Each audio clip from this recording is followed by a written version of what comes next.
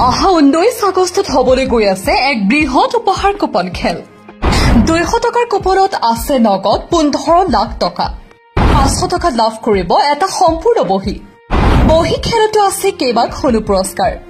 খেলখন অহা 19 আগষ্ট মঙ্গলবাৰে সম্পূৰ্ণ নিকা পদ্ধতিৰে মেঘালয়ৰ উত্তৰ গাৰো পৰ্বতত অনুষ্ঠিত হ'ব